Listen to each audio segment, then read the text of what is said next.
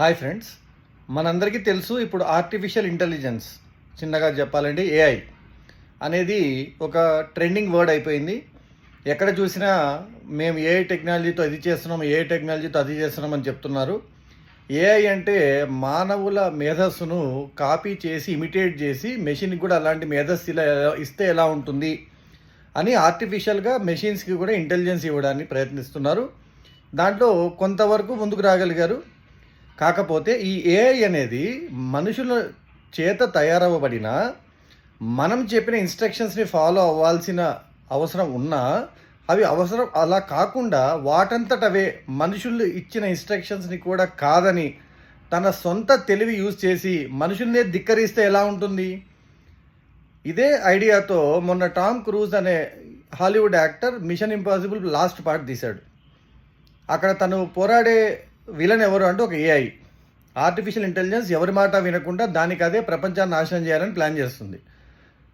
ఇప్పుడు 2-3 రోజుల క్రితం మనం గమనిస్తే తెలిసిన వార్త ఏంటంటే 2 ఏఐ మెషిన్లు, 2 ఏఐ టూళ్ళు ఇలాగే వాటిని తయారు చేసిన ఇంజనీర్ల మాట వినకుండా వాళ్ళకే రివర్స్లో ఎదిరిస్తున్నాయి.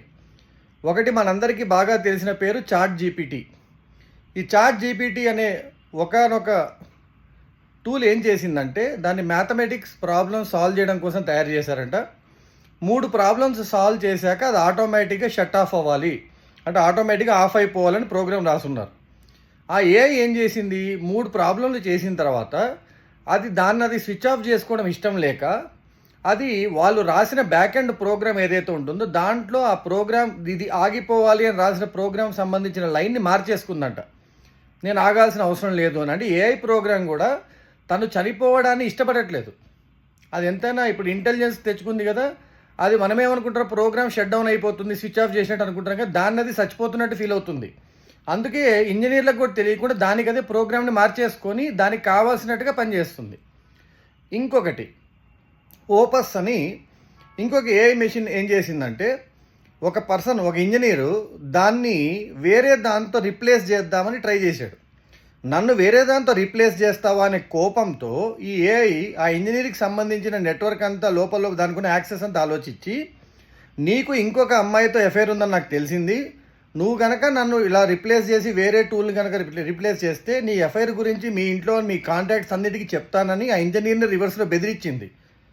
ఇది ఎక్కడికి వెళ్తుందో అర్థం కావట్లేదు. ఇప్పటికైనా ఏఐ డెవలప్ చేస్తున్న ఉన్న వాళ్ళు ఫస్ట్ అసలు ఏఐ మీద కంప్లీట్ కంట్రోల్ తెచ్చుకున్నాకే ఈ లేనిపోనివన్నీ తెచ్చిపెట్టడం మంచిది. లేదంటే మనుషులు బుర్రలేని వాళ్ళగా మెషిన్లు ఎక్కువ తెలివిగలగా అయిపోయి ప్రపంచ నాశనం అయ్యే ఛాన్స్ ఉంది.